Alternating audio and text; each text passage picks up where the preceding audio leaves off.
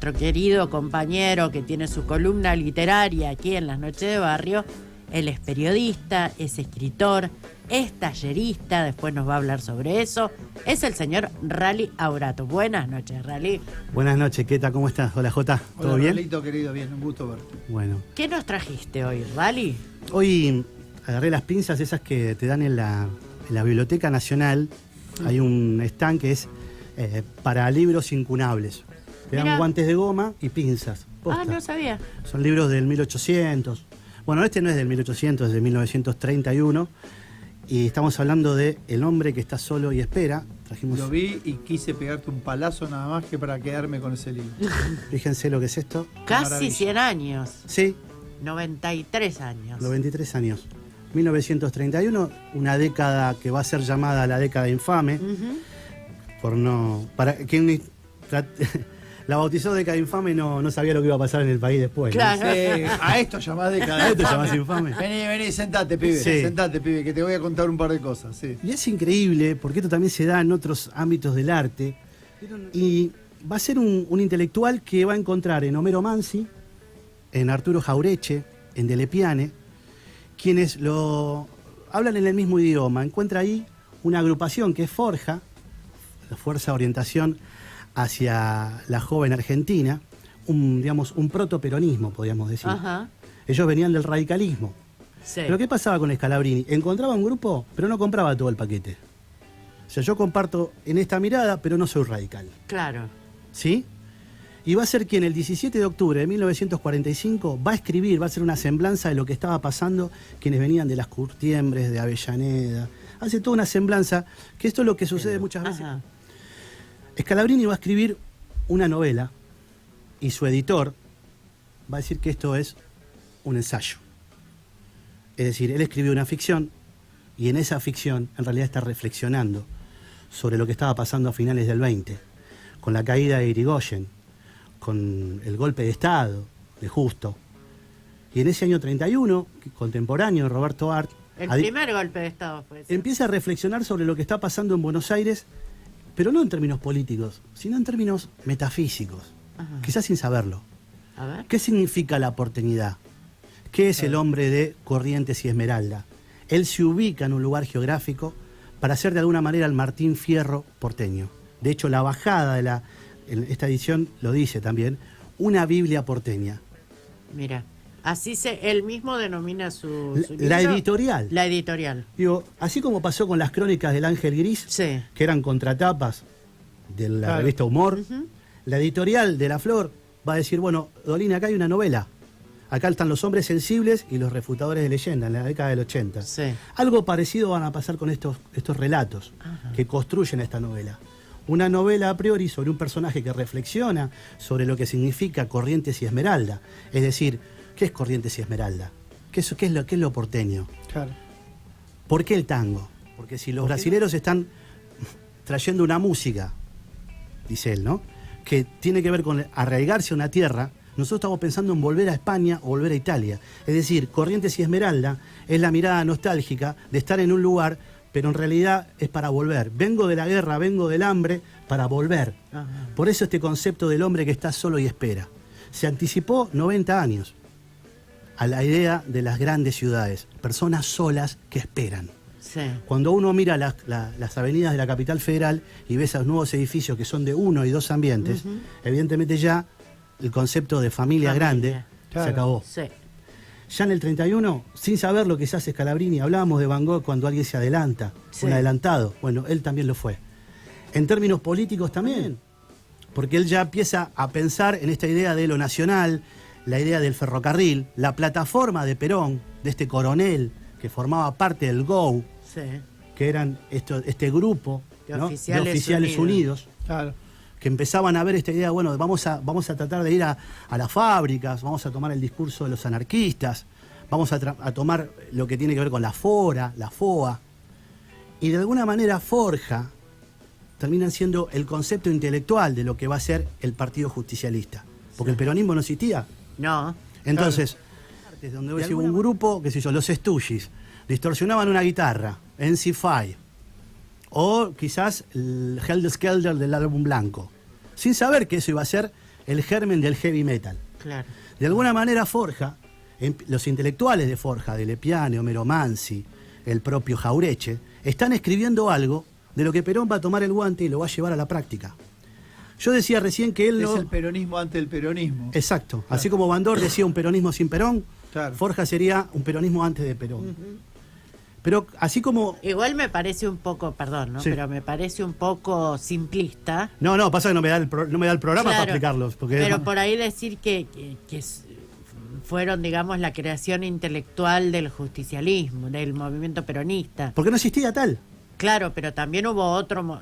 Perón debe haber tomado de ahí No, por supuesto. más de, Perón un gran lector. de otras cuestiones que vio, Sí. que escuchó, que conoció de afuera. De La formación castrense no la podemos dejar afuera. aparte, también Digo, la la formación la castrense. formación que tiene que ver con lo que vio en Europa. Claro. El plan quinquenal. Sí. Por supuesto, estamos hablando... Mucha influencia de un montón de lugares. Claro, de los anarquistas, lo dije, de Fora, de FOA. Es decir, es todo un conjunto que él, como secretario de Trabajo y Previsión, fue tomando Claro. y entendiendo de que de esos inmigrantes y de que ese pueblo y de ese trabajador de la fábrica iba a estar quizás el germen de lo que él pretendía, que era formar un movimiento que esté por afuera de los golpes de Estado que venía sufriendo la Argentina, más allá de Irigoyen, y salir de la idea de lo conservador. Es decir, Forja ya trae la idea de lo nacional y popular. Esto no nace Claro. con Néstor Kirchner, ¿eh? Digo, esto también, yo hablaba a Forja de esto. Digo, nadie inventa nada, pero quiero decir, ¿quién lo escribe? ¿Quién le pone palabra a esto? Sí.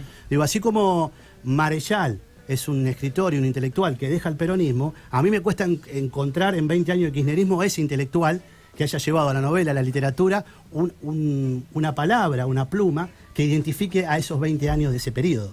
Quizás todavía no nació. José ¿no? Pablo Feynman, ¿no? Pero no, es anterior, él ya había escrito en los 80. Claro, sí. ¿Sí? Claro, vos decís que hayas... Sí, Digo, ya entendí. Barone, Galazo, digamos, son escritores que son anteriores al 2003. Sí, Claro. sí.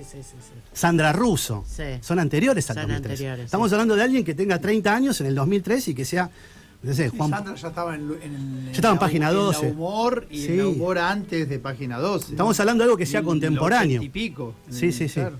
Dicho rápido, Forja terminan siendo los que le ponen en el papel esto que estaban haciendo ya en las fábricas. Perón va a tomar parte de eso, por supuesto que no va a ser lo único. Sí, la fórmula con Quijano es un conservador. Sí. Cuando dicen Lula va con un conservador, bueno, Perón ya lo hacía en el 46. Sí. ¿Está bien? Eso va a ser el movimiento justicialista, que en realidad es el partido laborista, Ujú. ni siquiera justicialista.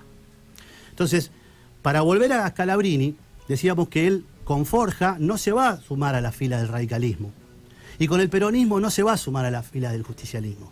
A pesar de compartir con mucho de lo que se decía. Porque ¿qué pasaba? Forja era un movimiento que uno podía pensar horizontal. Sí. Somos todo lo mismo. Alguien escribe más, alguien escribe menos. En cambio, el justicialismo desde la mirada de Scalabrini era algo vertical, porque Perón lo planteaba en esos términos. Y él no se iba a encolumnar, como no se iba a encolumnar en el radicalismo. En un punto es un outsider ya para la década del 30. Yo te acompaño hasta acá, pero esta parte ya no. Claro. De hecho, el peronismo al único que le garpa en términos políticos es a Jaureche. ¿Con qué? Con el Banco Provincia. Un intelectual en el Banco Provincia. Hermoso. Hermoso. ¿no? Sí, sí. Bueno, esas cosas que tiene... O Borges, Un hippie con osde. Un hippie con osde. o Borges de inspector de pollo. Digo, Sí. así como Juan Pablo Feynman, que vos hablabas, Juan Pablo lo que tenía era que cuando tenía que hablar del peronismo para afuera, era el mejor que lo defendía, el que mejor lo defendía era él. Pero en la crítica hacia adentro también era muy agudo. Claro. Y eso es lo interesante también. Claro. Porque si no caemos en un fanatismo donde vemos todo bien. Claro. Por eso estos tipos también son difíciles de conducir. Claro. En el caso del propio De Dijepolín, claro, de adoctrinar o de, claro. digo, Homero Mansi. Sí, sí. De Un tipo que, encasillar. o sea, como decía alguien por ahí, lo peor que te puede pasar es querer acorralar a alguien que no tiene nada que perder. Claro. Estos tipos no tenían nada que perder, venían de Corrientes. Homero Mansi venía de Santiago del Estero. Si Santiago del Estero hoy es complicado, imagínate en el 1920. Claro. Alquilaba una pensión en el 11 y a partir de ahí rodearte con los cafés con los intelectuales y todo lo que pasara era todo ganancia. Claro. Entonces que venga alguien y te quiera conducir a patadas en el culo, no, viste. Claro. Yo soy esto. Claro. Y o esto o el ostracismo. El ostracismo. De hecho, la única obra de ficción de Scalabrini va a ser esta. A partir del suceso de el hombre que está solo y espera, él va a escribir sobre ferrocarriles, va a escribir sobre la política británica en la República Argentina, que es un libro de ensayo obligatorio para cualquier unidad básica, para poder entender cómo a partir del ferrocarril y la distribución de ese ferrocarril, esto que puede pasar como metafísico, que es repensar todo desde la porteñidad, también la construcción de los ferrocarriles tuvo este concepto metafísico. Todo iba hacia Capital Federal. Sí. ¿Por qué? Dice él. Y eso es lo interesante de un pensador, que nos deje la pregunta, no la certeza, ni la doctrina, ni el manifiesto. Esa es la diferencia. Como pasaba en la antigua Grecia con los sofistas. Vamos a una idea, la defiendo, y después me voy por la contraria y la repienso. Eso hace el movimiento del pensamiento, no un pensamiento único. Es peligroso el pensamiento único, sobre todo en el siglo XX. Hablaban hoy de los campos de concentración. Claro. Así es. Una maravilla, Perdón. Rally. No. Por supuesto que lo voy a leer ya. La única novela, entonces, Lo la único única que escribió. ficción, La y única después ficción. es puro ensayo. Después va a escribir ensayos, va a hacer una investigación sobre los ferrocarriles.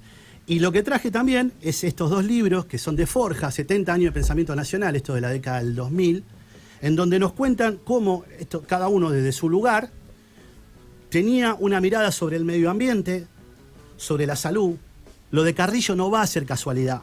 Ramón Carrillo, Sí. que va a ser ministro de Salud de Perón, va a salir también de esto. Va a ser el semillero. Hoy serían los think tank, las fundaciones que arma la derecha, Claro. para repensar Fundación Mediterráneo, y de ahí, Claro. ahí saco el semillero de los economistas que toman políticas públicas a favor del FMI. Bueno, el think tank eran estos lugares, estas fundaciones, estas fuerzas. Ramón Carrillo va a plantear los 33 hospitales de Capital en función de las patologías. Por ejemplo, el Ramos Mejía en San Cristóbal, porque piensa en ese 17 de octubre, también hay que pensar que hubo un resultado de esto, hubo un movimiento, y les invito a escuchar, son 2 minutos nomás, lo buscan en internet, el manifiesto y el ensayo que escribe Scalabrini Ortiz, que son 2 páginas sobre lo que él vio ese 17 de octubre. Lo miró Jauretche y le dijo, nos ganaron de mano. Tremendo, tremendo. Cuánto hervor intelectual en esa época, ¿no? Tremendo. Cuánta ebullición, esa no me O sea, salía la pasar. muy la lectores, Queta, eran muy lectores. O sea, no es que los tipos decían, bueno, a partir de lo que había pasado en la Francia del siglo XVIII, digo, empezaban a ver los comportamientos, estaba todo por hacer, llegaban inmigrantes de todos lados, Claro. y eso hacía la argentinidad. Claro. Entonces había mucho para pensar y poner en palabras, en reuniones, en tertulias. Tipos que vivían en una pensión con una mesita de luz y una botella de agua y se la pasaban en reuniones en Ateneos, Sí. porque no eran unidades básicas, en Ateneos, a discurrir y a pensar la argentinidad. 4 o 5 horas. Que, como hoy hablábamos de la época en la que a los científicos se los trataba como celebrities, la época de Koch, de todos los que ganaban los premios Nobel, las disputas políticas entre países por los descubrimientos científicos. Había una política de Estado, había un porcentaje claro. destinado para la investigación. Claro. Hay algo que se está diciendo poco y mal, que el tema del CONICET no se trata de que si son más o menos ñoquis, que es una plata, un presupuesto que está destinado para laburos que vienen haciendo hace 10 años y que por ahí les quedan 5 años más de investigación.